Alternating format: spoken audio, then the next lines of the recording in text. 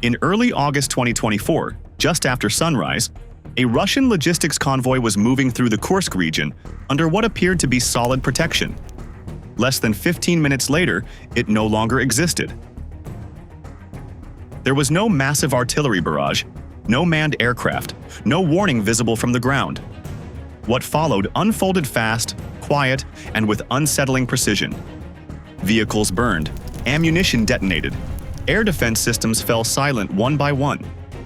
In modern warfare, collapses usually come after days of pressure. This one came in minutes. What happened near Kursk was not a random strike or a lucky hit. It was deliberate, structured, and carefully timed. And it raised a question that now concerns every modern military watching this war unfold. How can a protected system fail so completely, so quickly? This is not just a battlefield story. It is a warning. The strike focused on a Russian logistics convoy moving through the Kursk region, an area that has become far more exposed as fighting pushed closer to Russia's border, because supply routes there now sit within reach of Ukrainian drones operating from deeper and safer positions. These convoys do not carry tanks or infantry, yet they decide how long tanks can move and how long artillery can fire, since fuel and shells are the quiet backbone of any sustained operation. In modern combat, a unit without supplies does not retreat heroically. It simply slows, then stops. By mid-2024, Russian commanders clearly understood this risk, which is why rear area logistics could no longer move as they once did, lightly guarded and out of sight. Convoys were increasingly treated as mobile high-value targets, escorted in ways that mirrored frontline units rather than support columns. This shift reflected hard lessons from earlier drone strikes, where unprotected fuel trucks were destroyed far from the front, forcing emergency resupply and exposing broader weaknesses in planning. In the Kursk sector, protection followed a layered model that looked strong on paper and reassuring on maps. The first layer relied on radar-guided short-range air defense, built to detect and engage aerial threats before they could reach the convoy, especially targets approaching from medium altitude. These systems are designed to react quickly, track multiple objects, and launch interceptors within seconds, making them well-suited against aircraft, helicopters, and larger unmanned systems. Their presence signaled confidence that any approaching drone would be seen early and dealt with at distance. The second layer depended on infrared-guided air defense, positioned as a backup rather than a primary shield. These systems do not rely on radar signals but instead track heat, which makes them useful against targets that slip below radar coverage or approach at very low altitude. In theory, this combination creates overlap, with one system covering the blind spots of the other, while crews share situational awareness and respond in sequence rather than chaos. This structure was not accidental, and it reflected months of adaptation. Russian forces had learned that single systems fail easily, while layered defenses can absorb losses and still function. Escorting logistics with two different detection methods was meant to force attackers into costly trade-offs, either exposing themselves to radar at higher altitude or risking infrared engagement at close range. From a defensive standpoint, the convoy appeared ready. However, this protection was built on a quiet assumption, one that shaped how crews expected a threat to behave. It assumed drones would approach along familiar paths, at familiar heights, and in familiar numbers because most previous attacks followed those patterns. It also assumed that air defense systems would have time to respond in sequence rather than being pressured all at once. These beliefs were not careless. They were based on experience. The problem was that experience had become a trap. Each layer of defense was effective in isolation, yet their coordination depended on predictable timing and spacing. Radar operators expected to see threats first. Infrared crews expected to act later. Both expected a short window to observe, decide, and engage. When those expectations hold, layered defense works. When they do not, layers collapse into confusion rather than protection. In Kursk, the convoy moved as if the rear area was still governed by old rules, where time favored the defender and threats announced themselves. The escort systems were ready for a known type of danger, not a redesigned one.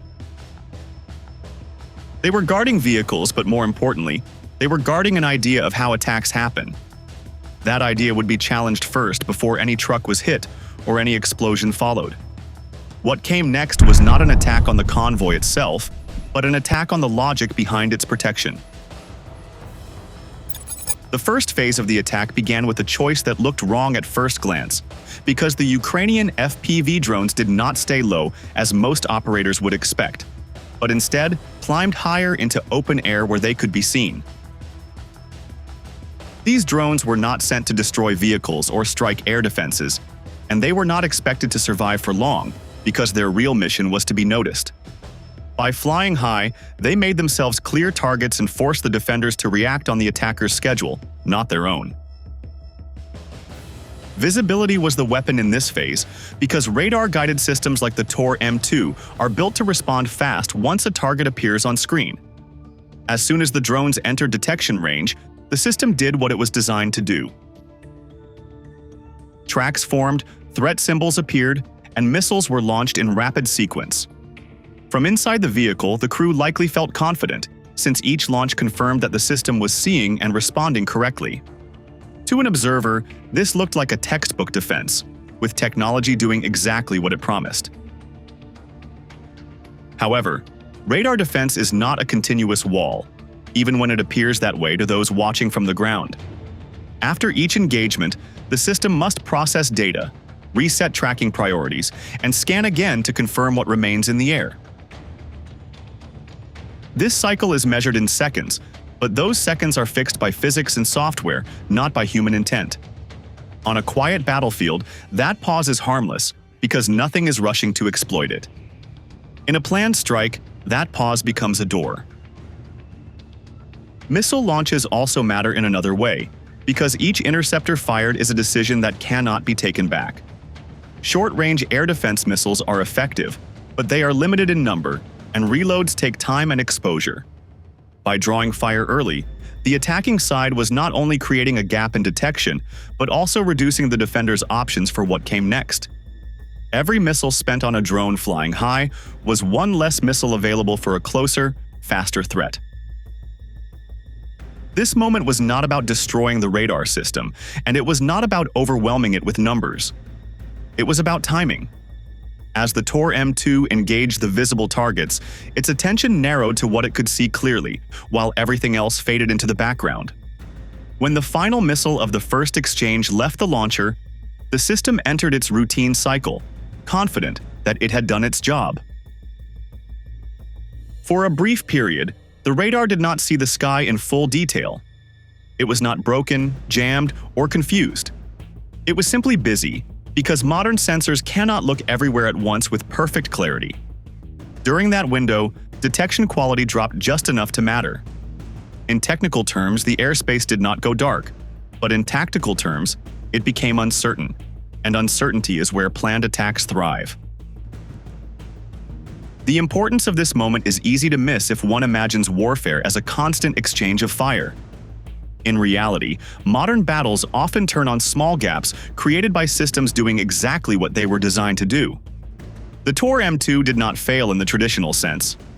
It reacted, fired, and survived the first contact. The failure came from the assumption that reaction alone equals control. What made this phase effective was discipline on the attacking side.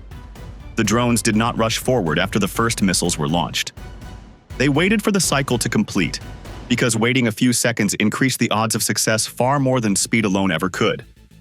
This patience is often harder to achieve than aggression, especially in drone warfare, where operators are tempted to push forward the moment a defense fires. When the radar began its next scan, the situation in the air had already changed.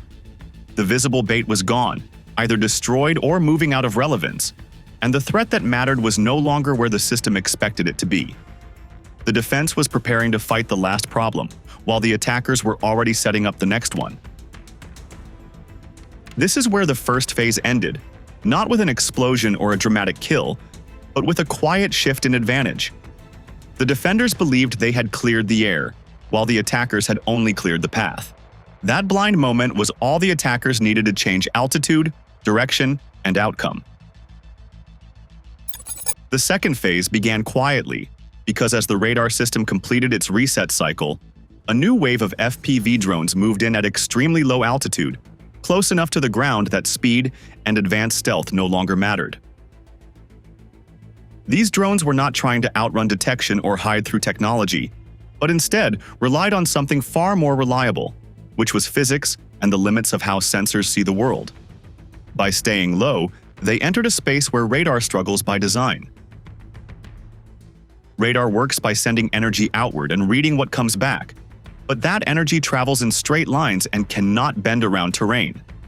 Hills, tree lines, buildings, and even slight changes in elevation break line of sight and create blind zones that no software update can remove. When drones fly just meters above the surface, they blend into what radar operators call ground clutter, where returns from the Earth itself overwhelm the signal from small objects. In this zone, size matters, and FPV drones are small enough to disappear into the background. This approach did not require electronic attack or complex countermeasures, which is why it was so difficult to stop. There was no jamming to detect and no hacking attempt to trace, because the drones were not fighting the radar system directly. They were simply moving through areas the system was never meant to watch closely. For the defending crew, there was no warning tone or clear track to respond to, only uncertainty as the sky remained quiet while the threat was already moving closer. By the time the radar completed its next scan, the situation had changed completely. The drones were no longer approaching from open air, where detection ranges are longest, but were already inside the radar's effective coverage zone, where reaction time shrinks and options narrow. At that point, radar-guided interception becomes far more difficult, because targets appear suddenly and close, leaving little room for engagement decisions. The system was not blind in a technical sense, but it was late, and in air defense, late often means useless. This delay forced an immediate handoff to the second layer of protection, which had been positioned as a safety net rather than the main shield. Infrared-guided systems are designed to react at short range and track heat rather than reflected energy, making them effective against targets that slip through radar coverage. However, they are not built to handle large numbers of fast-approaching objects at once, especially when those objects are small and arrive from multiple angles. The key moment in this phase was not when the drones crossed a specific distance marker, but when responsibility shifted from one system to another without warning. The radar crew had no time to guide or support the infrared operators because the engagement window collapsed too quickly. What was meant to be layered defense turned into isolated defense, with each system fighting alone, instead of as part of a coordinated whole. This tactic also exploited human limits as much as technical ones. Crews are trained to respond to alerts and tracks, not to silence, and the absence of clear radar data can slow decision-making even when danger is near. In that short gap, seconds passed without confirmation, while the drones continued forward at steady speed, unaffected by confusion or doubt. The effectiveness of this phase came from restraint rather than aggression. The drones did not rush upward to seek attention, and they did not spread out randomly. They stayed low, stayed hidden, and stayed patient, because survival for a few extra seconds mattered more than speed. In doing so, they transformed the battlefield from a monitored space into a compressed zone where defenders had to react instantly or not at all. Once the radar layer was bypassed, the character of the fight changed. What had been a detection problem became a reaction problem, and reaction problems favor attackers who choose the moment of contact. The convoy's protection was no longer about early warning, but about last-second defense, which is the most stressful and least reliable form of protection. That shift placed the entire burden of protection on systems designed for a different kind of fight. The third phase exposed the limits of infrared defense, because the Strela 10 system is built to follow heat rather than radar reflections. which works well against aircraft and helicopters, but becomes strained when many small drones arrive together at close range. Infrared sensors search for contrast, not shape, and small FPVs produce weaker, less stable heat signatures than larger targets. When one object approaches, the system can focus. When several arrive at once, attention must be divided, and division costs time. At first, the defense appeared to hold. Several FPV drones were intercepted as they entered engagement range, which confirmed that the system was functioning and that the crew was responding correctly under pressure. Each successful intercept, however, required a full sequence of actions, from detection to lock to launch, and none of these steps can be rushed without risking a miss. Unlike radar systems that can guide multiple engagements in parallel, infrared systems rely more heavily on sequential actions and human judgment. As more drones closed in from slightly different angles and distances, the Strela 10 faced a growing problem of saturation. Each new contact demanded attention, yet attention is finite, especially when targets are small, fast, and arriving within seconds of one another. The system was not overwhelmed by numbers alone, but by timing, because several drones entered the critical zone almost simultaneously. In such moments, even a short delay can shift the outcome from control to overload. This is where the design philosophy of infrared defense becomes visible. These systems are optimized for stopping single threats that break through radar coverage, not for handling coordinated swarms at close range. They are meant to be the final barrier, not the main shield. When forced into that role, their strengths become limits. The Strela 10 could react, but it could not react to everything at once. Then one drone made a different decision. Instead of continuing toward the convoy, it turned toward the defense system itself, choosing sacrifice over survival. This was not a random act or a desperate move, but a calculated choice based on priorities. Removing the last active air defense unit mattered more than damaging another truck, because without protection, every vehicle would soon be vulnerable. The timing of the strike mattered as much as the target. The hit came while the Strela 10 was maneuvering, which reduced its ability to track and respond effectively. Movement changes angles, shifts sensor alignment, and increases crew workload, all of which narrow the window for interception. In seconds, the system was disabled, and the final protective layer collapsed without warning. With that single impact, the character of the battlefield changed again. The convoy was no longer defended by layered systems or backup measures. It was exposed. There was no second infrared unit ready to take over, and no radar system positioned to reassert control at such close range. The escorts had been neutralized not through brute force, but through prioritization and timing. This moment highlights a broader lesson about modern air defense. Protection does not fail only when systems are destroyed. It fails when they are forced into roles they were never meant to perform. The Strela 10 did its job until it was asked to do too much, too fast, and against too many targets at once. That is not a flaw unique to this system, but a reality shared by many defenses designed in an earlier era. The destruction of the infrared unit did not produce a dramatic explosion visible from afar, yet its effect was decisive. Without it, the convoy lost its last shield, and the remaining drones faced no organized resistance.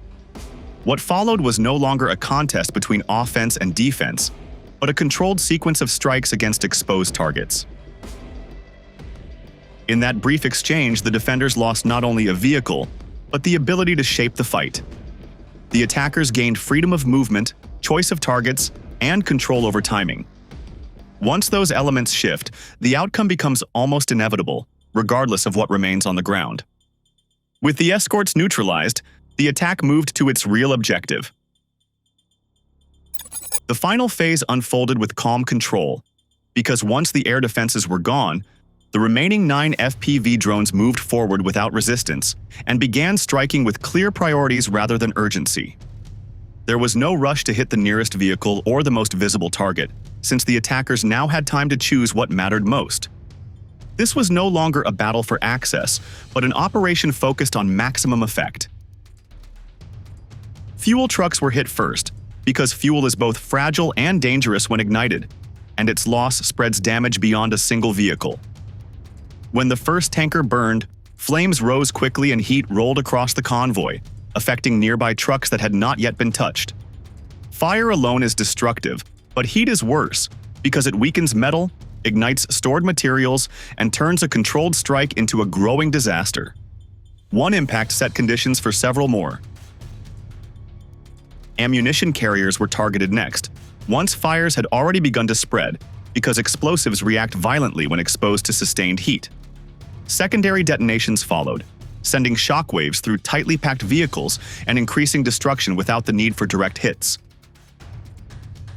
Each explosion amplified the next, turning the convoy into a chain reaction rather than a series of separate losses.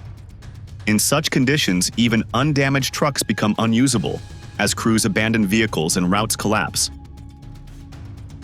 Time mattered as much as targeting, and the entire sequence unfolded fast enough to deny any meaningful response. From the first radar engagement to the final explosion, roughly 12 minutes passed, which was not enough for reinforcements to arrive or for surviving crews to reorganize. By the end of that window, at least 12 logistics vehicles were destroyed or disabled, and the convoy could no longer perform its basic function. Supplies did not simply stop moving. They vanished from the local system. This outcome was not symbolic or psychological because the loss carried immediate operational weight.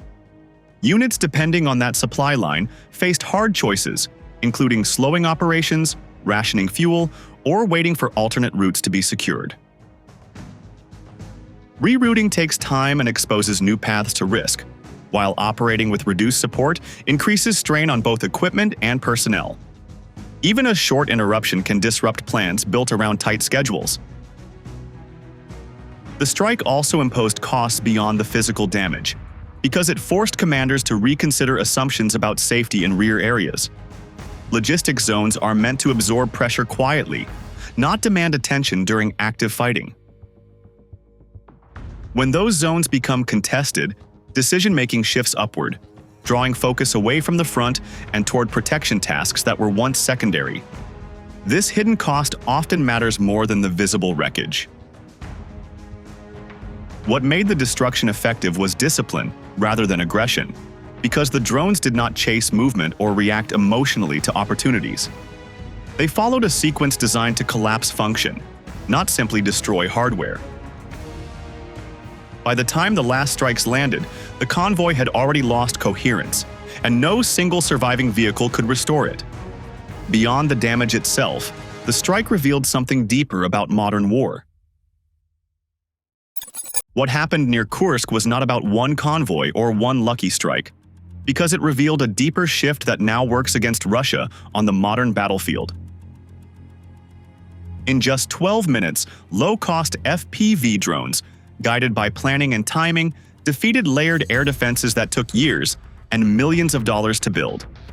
This did not happen because Russian systems were outdated, but because they were forced into gaps created by physics, human limits, and predictable thinking. Modern war is no longer decided by who owns the most expensive weapons, but by who understands how those weapons break under pressure. Rear areas are no longer safe, and protection no longer guarantees control. For Russia, this means every supply route is now a potential front line, and every pause in defense carries risk. If you want clear, honest analysis of how wars are really being fought today, subscribe to Military Force and stay with us for the next breakdown.